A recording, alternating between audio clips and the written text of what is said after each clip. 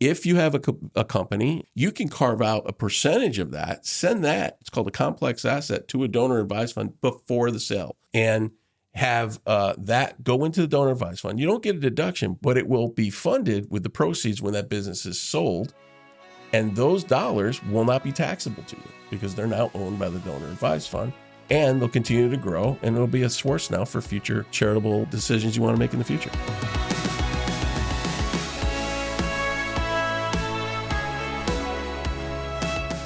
All right, welcome back. I would love to kick this off with the exact title, but it's been changed 3 times. I'm not exactly sure what it is. So the fact that Mike is with us, it tells me it's probably legal, tax, or something more complex than Tom or I like to go through. So, Mike, what are we chatting about today? Well, we're talking about the importance of philanthropy and incorporating that into your own financial plan. Ooh, I probably need caffeine. Philanthropy. We've got one of the bigger philanthropists with us, Tom, who probably has some pretty strong feelings about that. But I want to hear what Mike's, because it's an area that a lot of our clients ask us about. Some come in with already some charitable intent, and Mike shows them different ways, structures to best accomplish their goals. Sure. Because there's a lot of complexity area between private foundations, public foundations, donor advised funds or charitable trusts. Tell us some of the difference, Mike, of the different trusts that that you can help people accomplish if they have a charitable intent. Exactly. Yeah. The first step with any client is assessing their charitable inclinations. And some of them may have it, but haven't really discovered it. So we end up spending some time talking about their vision for, what their charitable legacy might necessarily be, whether it's during their lifetime or after they're gone, or setting up something for their family. So there are a myriad of different strategies that anybody can use depending on what is most important to them, what their financial situation looks like. And frankly, when it comes to the benefits to them, as well as the beneficiaries, the charitable beneficiaries on the tax side, there's some really successful and good alternatives for people to consider. So this is in addition to rather than just cash, it depends on what securities they're looking, what they want to contribute, whether they want income from it or the tax deduction, and so it's there's a lot of things you have to discuss with them. Sure, Don, go. Well, and I was going to say, I remember an expression: charity begins at home, and some people perhaps aren't philanthropically inclined, but are motivated by tax savings, motivated by cash flow, motivated by some other things where sometimes it still makes sense to consider these types of structures. Sure. I always try to manage expectations on the part of the client if they come to the table saying, "Tell me how to save taxes by being charitable." And my first response to them: "Are you charitable?" If you're charitable, let's talk about where the charities are going. And sometimes if it's Girl Scouts, then there's a simple, easy way to do that. It can be with cash, or it could be we fund a donor advised fund that can be a resource or a bucket of not only this gift, but future gifts along the way. Or if the client says, I'm not really sure where I am in my financial situation. I'm coming up on retirement. I know I've got some income here, but I'm also kind of pressed. I feel kind of in my heart that I should be giving back more, but I don't want to give it all away. Well, there's vehicles for you to create a charitable entity that will benefit a charity down the line and at the same time provide income back to you for the rest of your lifetime or to somebody else, some other non-charitable beneficiary over a period of time during your lifetime or over a set number of years, with at the back end that bucket going to the charity. That would be something like a charitable remainder trust or a charitable annuity, even a pooled income fund. These are different types of strategies that provide an income stream to a non-charitable beneficiary with a charitable benefit in the future to a charitable entity. And each one of them have different tax deductions or tax benefit. So could you talk about some of the different Sure. Tax considerations they should have when they Certainly. So probably the first thing to understand is what the tax laws are now as a result of the Big Beautiful Bill Act. I was calling it the OBBBA yesterday, and that got a little bit of a mouthful. So now calling it the Big Beautiful Bill Act. And there's some significant charitable changes that go on that not only benefit people who itemize their deductions and get charitable deductions, but also now for people who still take the standard deduction. So if you are a person a taxpayer who doesn't accumulate enough itemized deductions to exceed your standard deduction, well, you get the full standard deduction, but now you can contribute up to, if you're single, $1,000, or if you're married, $2,000, and get a charitable deduction on top of that standard deduction. The second thing is that for those who do itemize, it used to be that when you gave $1 away, that first dollar was deductible. Well, now they have a small limitation or an adjusted gross income threshold of 0.5%, which means if you gather up all of your charitable donations during the course of the year, the amount that equals 0.5% of your AGI is not deductible, and everything above that is deductible. So you got a little threshold limit now on charitable deductions.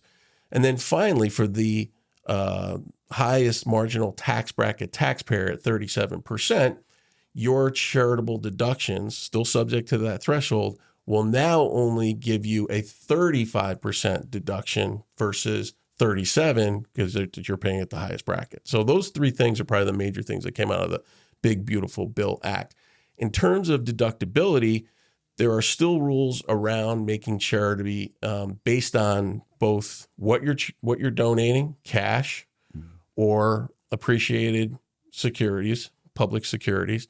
Those limits are basically 60% for cash and 30% for low basis appreciated public stock that you've held for 1 year. I guess the last part of the deduction component is that when you make a deduction that exceeds any of those thresholds, except for that 0.5% threshold, you end up being able to carry it forward to the next year if you've exceeded the threshold for your particular year. So when you're making a deduction, you give cash away and it's more than 60% of your AGI, you only get 6% of your AGI this year, but the additional amount gets pushed forward as a deduction, charitable deduction for next year. I know we set up a private foundation for my family for our philanthropy here. But there was a choice between public foundations and private foundations and donor advised funds. Are there different deductions or benefits of each? Well, there are. Generally speaking, private foundations give you two things. They give you control, but they also give you a lot of administrative requirements.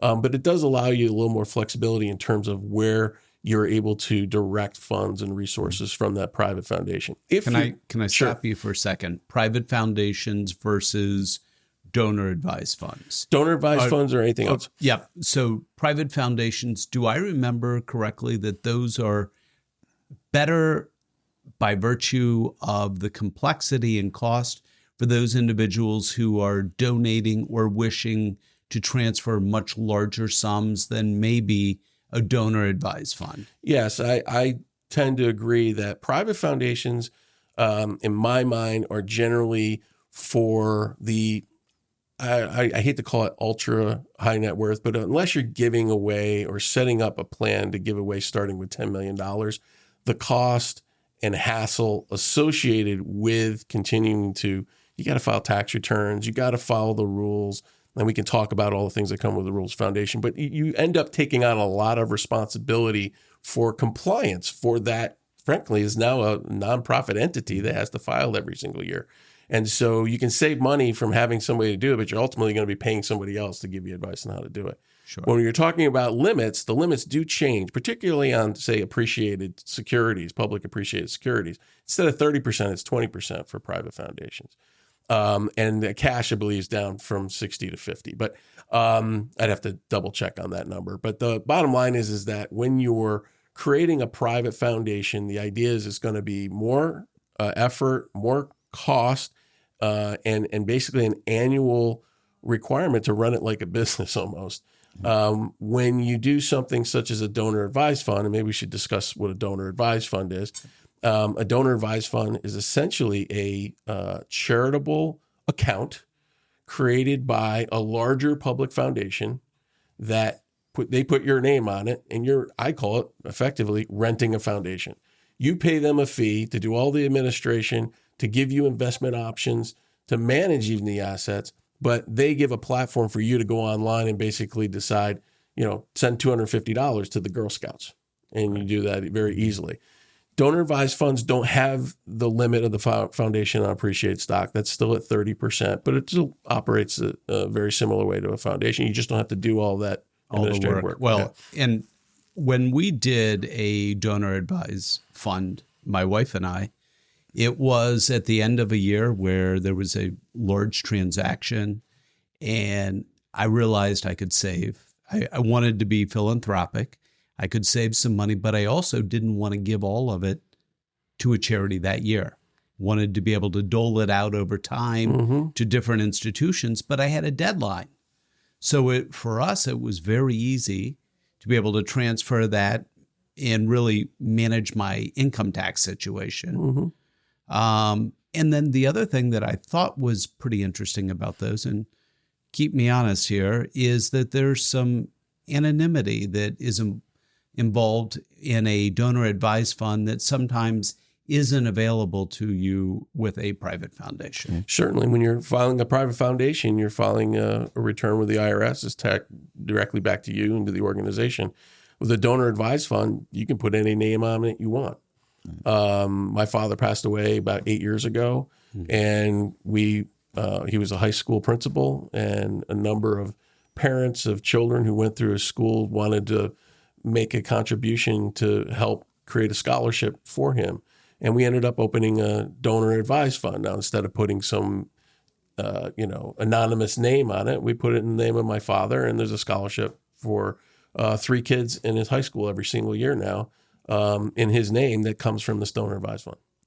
We did the private foundation because we wanted to have our children and family involved, good stewardship. So they have a role on the charity. They get to review what charities we donate to each year. And I said, getting them involved, that was one of our motivations. We went with the private foundation. Absolutely.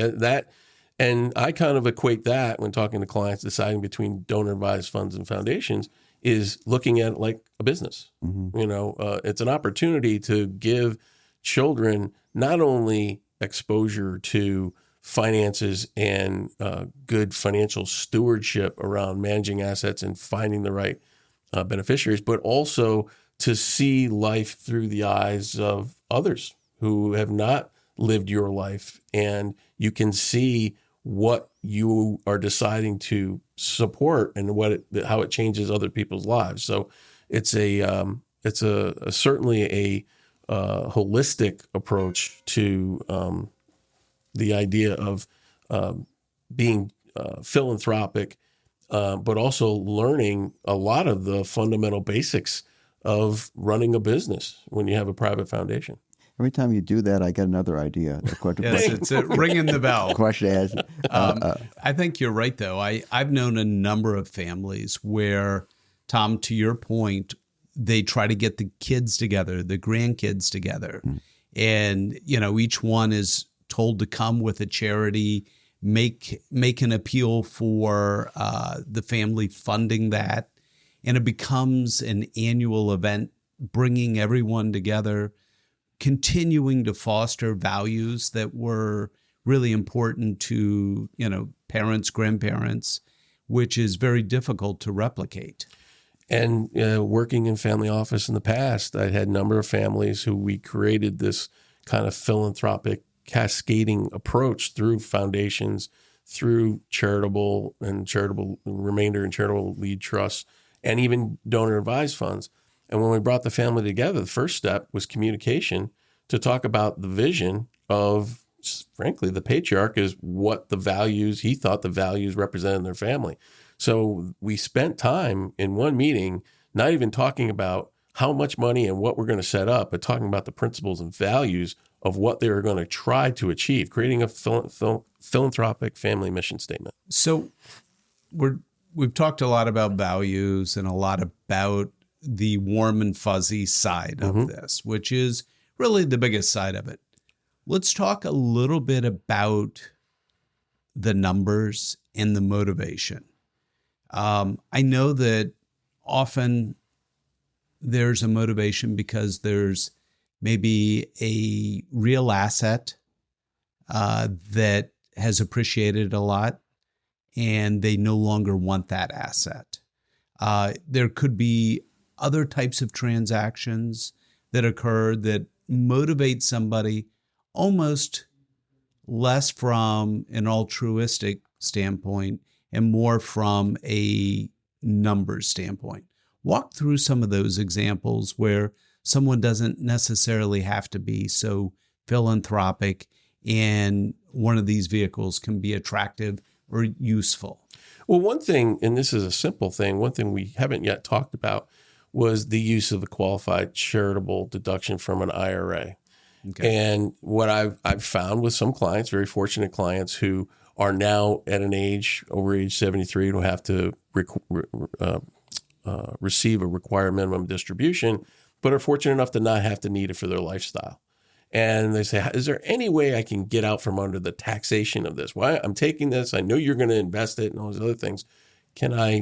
What can I do to avoid this? Well, there's something called a qualified charitable distribution, a QCD, that for someone who's over age 70 and a half, so you don't have to be taking RMDs, you can be younger than the RMD age of 73, but you can take a distribution from your IRA, send it directly to a charity. Now, it can't go to a DAF or a foundation, but it can go to a specific charity up to $100,000, and it will be a distribution that, if you are in RMDs, will qualify for your RMD, and it won't be put on top of your income. It'll be excluded from your income from off the bat. So there's the answer from that. On the other side, when we're talking about motivations for, say, a win-win on a charitable decision, I often look at either closely held businesses or for clients, particularly in our business, with highly appreciated, low basis, concentrated positions in public stock that everybody knows we need to diversify, but we have all kinds of tax issues not to do so. And I've done this every year at the end of this year since I've been with the firm for the last 5 years with a number of clients where we have attempted to diversify. They don't want to sell the stock, but they're perfectly happy to create a donor advised fund or a foundation and donate that appreciated stock to the donor advised fund. They get a deduction up to 30% of the AGI and on the full value. So they're not paying capital gains tax on the full value of that stock that they donated, and they're getting a deduction for the full value of that stock against ordinary income. So it's a real big, tax benefit. When it comes to closely held businesses, generally you don't get a deduction because it's private. When it's public companies, you get the deduction. When it's private, you don't get the deduction. However, if you have a company and you're philanthropic and it's got a big appreciation with a low or zero basis, you can carve out a percentage of that, send that, it's called a complex asset, to a donor advised fund before the sale, before you have a contract to have the contribution, and have that go into the donor advised fund. You don't get a deduction, but it will be funded with the proceeds when that business is sold. And those dollars will not be taxable to you because they're now owned by the donor advised fund, and they'll continue to grow, and it'll be a source now for future, charitable, decisions you want to make in the future. Many years, clients had appreciated stock, like a stock that's paying a very low dividend, tremendous appreciation, and their option is to keep it until passing and avoid the capital gain. But let's say they're relatively young, but they want some income from it. So we did a lot charitable remainder unit trusts, where you donate it, get a deduction, and you get income for the rest of your and your wife's life if you'd like, over 2 lives. Right. Have you done a lot with Done a lot of those. Charitable remainder trust, actually with lower interest rate environments, became a little less attractive than charitable lead trust, but it's still it did plenty of it when interest rates were zero. But the point is you have a low basis stock that you needed and wanted to diversify, and you wanted to generate some income, and you're philanthropically inclined. So you donate that appreciated stock to the charitable remainder trust. The charitable remainder trust itself is the charity. It now has an obligation to pay you back either an annuity or, in your case, what they call a unit trust, which is probably about 5% of the corpus of the trust every single year comes back to you, taxable as income.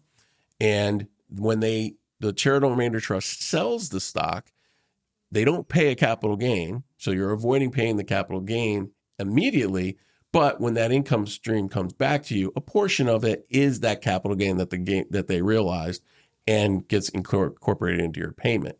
But at the end of whatever that period of time is, whatever is left, and they do have to create it, and you can't have 100% interest, as a unit trust, because we'll eliminate the trust in 1 year. Right. You have to have a projected minimum of 10% of the initial contribution in order for that charitable remainder trust to be valid. So but at the end, can't be so high that there's no chance the charity's going to end up get anything from it, right? So, and that's spelled out, just statute for it. But that charitable remainder trust is another vehicle that acts like a donor advised fund, where you're giving away appreciated stock, you're not paying capital gains tax. But versus the donor advised fund, we don't get any income back. The charitable remainder trust, that will give you an income stream back. The real life experience when I go through the idea of a charitable remainder trust with a family. Let's say the family, the parents or grandparents, and they make this big gift, and everyone, they said, "This is great. I get income for the rest of my life. I get this nice charitable deduction." But then the kids realize, "Wait a second, I'm not going to get any part of this. This is money that I would be receiving, and now it's going to a charity." There are ways to actually to show that actually the children can actually benefit too a long term. Oh, certainly. First of all, a lot of the times when you create these charitable remainder trusts, they're obviously philanthropically inclined at the end of the trust. The fact that it gives income is not necessarily what the donor wants, but they can turn that around, that income stream, and send it to the kids. It just has to be a non-charitable beneficiary for the income stream. Only the charitable beneficiary has to be the remainder trust, charitable remainder trust.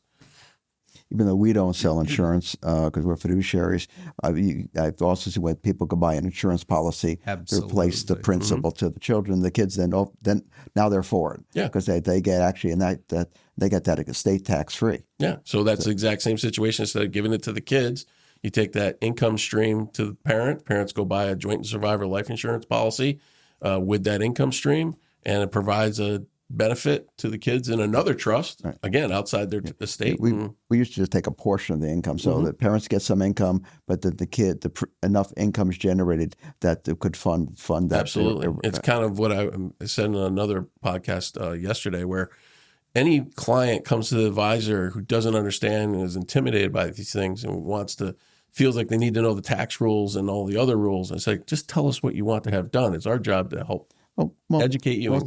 Most of us don't have someone like you on their team. And that's true. That's one of our strengths, is the fact we have someone with 30 years of legal experience, worked for major firms and very large estates, and having you as a resource to the team is incredibly valuable. Well, thank you. I work very closely with attorneys and CPAs for my entire career, so I've been very fortunate to be learned from a lot of really smart, good people. As an attorney myself, never practiced, but admitted a couple of bars on a retired basis, so I got that to claim. Which bars have you gone to? New York. Which bar? I'm in Florida. I passed the New York and New Jersey bar on the way down. Got it.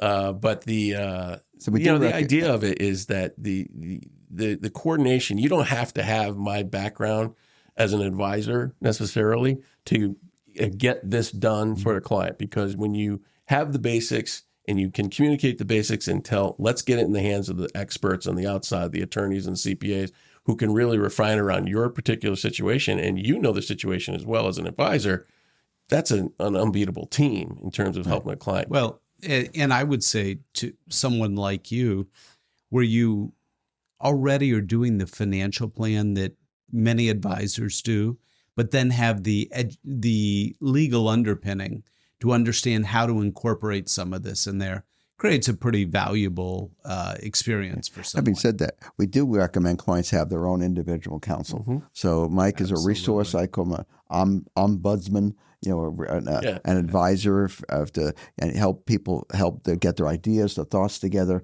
But then we do recommend they have their own independent attorney. Absolutely. I view myself as kind of a liaison between the client and the experts who need to do for them what they need to be done, whether it's an attorney, a CPA, even our own, asset management division and running our strategies. I'm the person who helps kind of identify the puzzle pieces for them in their portfolios, and they do the management for them. What's nice is you get to sit down with Mike, have a conversation, spend as much time as you need to understand it, but you don't walk away with a bill from your attorney that's that scares you. Right. So I think you can help save a lot of billable hours for individuals, but still ensure that they make their way to attorneys to have things done and executed properly. Right. And in doing this for 30 years, I've learned how to give education and insight to a client that's actionable. And oftentimes I'll give them a memo with 8 or 9 or 10 bullet points of questions on the topics that we've discussed. That is the agenda for them to go sit with their attorney and get their documents done.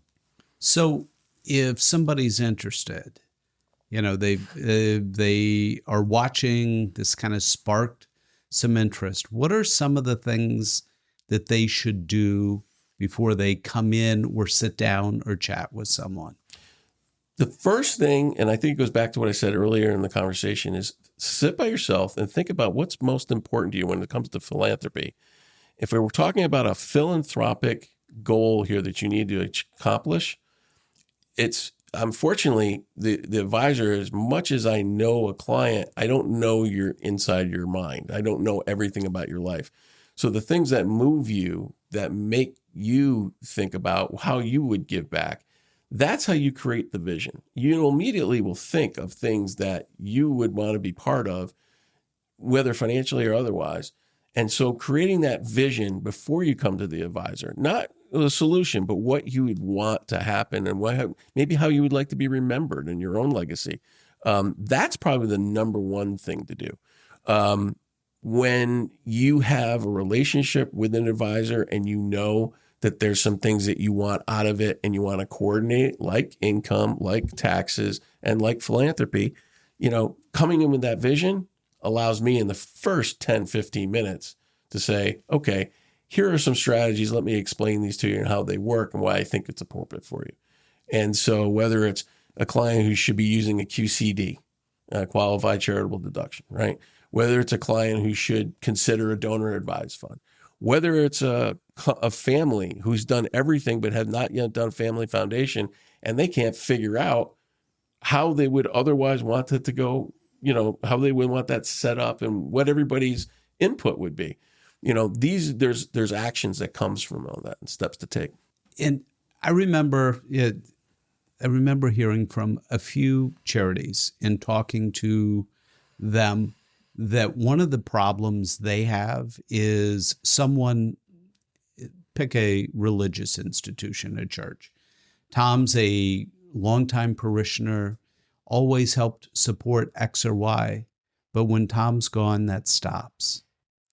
And, the ability to have something that goes on in perpetuity when you're not here that can continue to foster those things that are important to you. I think that's awesome. Good. Being involved in charity, that's one of the biggest obstacles every year is raising the funds to keep the charity going. It's a way to perpetuate that and give them the funding they need to continue the mission. Well, I'd love to say this was thrilling and riveting and one of the most exciting things we've talked about, but I think it's one of the more meaningful things we've talked about and can really make a nice impact for individuals, families, and the institutions they care about. Mike, thanks for joining us today. My pleasure. Thank you, Mike. We have an open seat here. You've done a great job today. We might have you back. Oh, well, I'll take that under advisement. Perfect. Thanks again for joining us today. We hope that you've been able to learn a little more about charitable giving, the ability to utilize it to save on taxes, help foster some things that are values that are important to you and your family. Any questions you may have, you can use the link down below to schedule time to chat with Mike or any of our advisors.